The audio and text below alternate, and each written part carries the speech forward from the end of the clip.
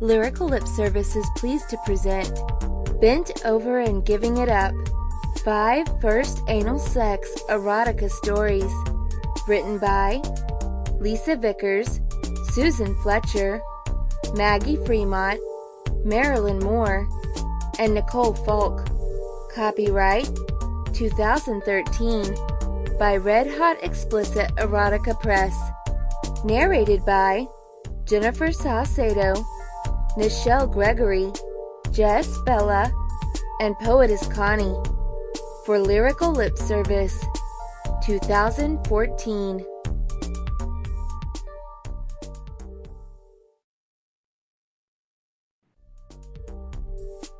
Lyrical Lip Service is pleased to present Auctioned for Ass, a first anal sex short, written by Lisa Vickers.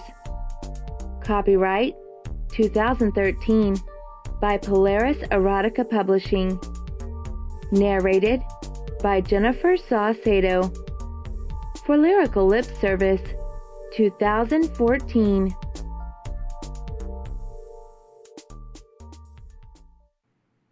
Daphne Rogers loved her charity functions. They were a relief from the constant grind of a career as a real estate agent and her second job as a wife and mother. Tommy wasn't a bad husband, and he really did help with the kids and small chores around the house, but the two of them just didn't click like they used to. She sighed as she fiddled with the sash on her wrap-around standard little black party dress, and she studied herself in the big mirror in the foyer of the Daughtry house. This week's charity event was the Daughtry Foundation's Dancing for Kids auction, and the volunteer ladies would be auctioned off for dances. Daphne looked fantastic for a 35-year-old wife and mother. Many of her friends and customers told her she was a dead ringer for that teenage country music singer, Taylor something or other. She loved to hear it, but looking in the mirror she wasn't sure she believed it. Her manager had convinced her to copy the singer's hairstyle, and sometimes when the light was just right, she thought she might see a resemblance. Out of the corner of her eye she saw a man watching her reflection in the mirror, and her breath was taken away. Every rugged, manly description in every sordid bodice ripper of a romance story she had ever read paled in significance as she drank in his features. Her knees weakened and her legs trembled like a teenage virgin as the icy blue eyes of the rugged character locked with hers. His eyes seemed to mock her, to let her know the effect he had on her body, and that it amused him. Without saying a word, he let her know he knew she would do anything he told her to, without hesitation. If he told her to get down on her knees and blow him in front of the whole crowd? Oh! Daphne shook her head angrily, clearing her head of the silly schoolgirl thoughts, as she reminded herself of the husband and children she cherished and the career she loved.